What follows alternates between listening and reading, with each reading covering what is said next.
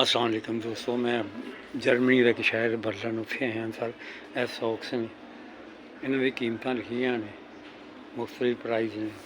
ਹਾਂਜੀ, ਇਹ ਪ੍ਰਾਈਜ਼ ਨੇ। ਆ ਦੇਖੋ ਕੀਮਤਾਂ ਬੜੀਆਂ ਪਿਆਰੀਆਂ ਸੌਕਸ ਦੇ, ਕਲਰ ਦੇਖੋ ਇਹਨਾਂ ਦੇ ਕਿੰਨੇ ਅੱਛੇ ਨੇ। लेकिन स्टाफ भी बहुत अच्छा है दोस्तों, ऐ नहीं कि गल कि स्टाफ नहीं गया। डोजिंग कारां ने बच्चों दी छोटियां दी, यह भी डोजिंग कारां ने। बुके टॉय ने बने। और मैं चीज़ें तुहानूं दस रहा, शेयर करते हैं। देखो बैग ट्राली, छोटा बैग ट्राली, पता नहीं कितने यूरो है। हाँ जी, 79 80 यूरो है। पाकिस्तानी 30,000 रुपये बनते हैं। लिखे 80 यूरो है। देखो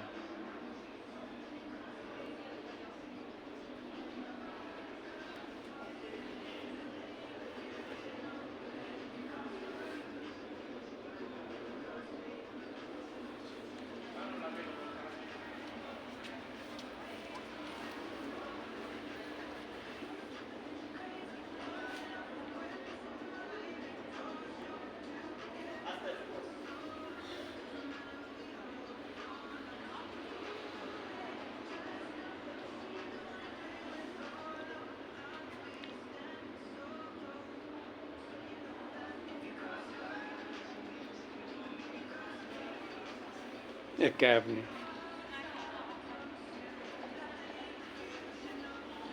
19 यूरो।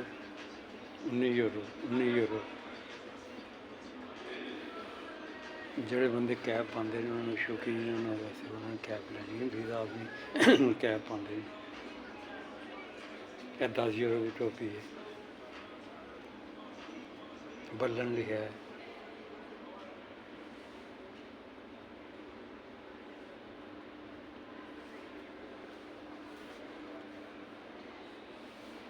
डेकोरेट गिफ्ट वगैरह देंगे ना लोग, और डेकोरेशन पीस ने।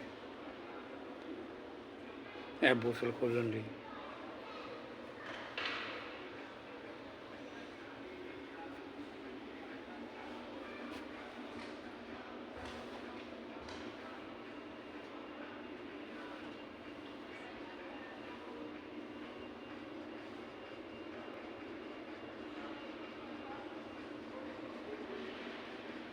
छोटा दुकान बहुत बड़ी है। वीडियो घट है, मैं सर फिर भी जिन्हें बना सकना है। देखो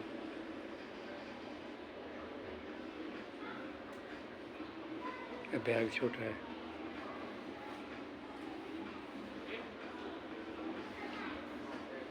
बैग की प्राइस लिखी है 15 यूरो।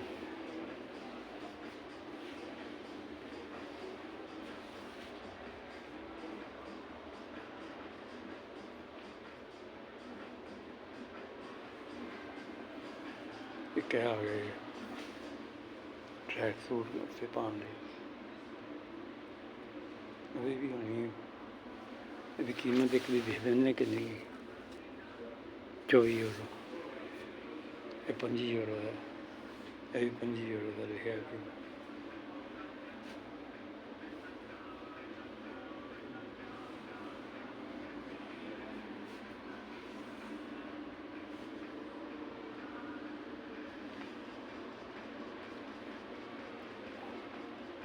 दोस्तों दुआवां याद रखना।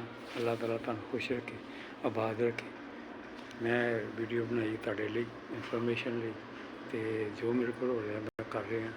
अल्लाह ताला खुश रखे, तुहानूं आबाद रखे। बड़ी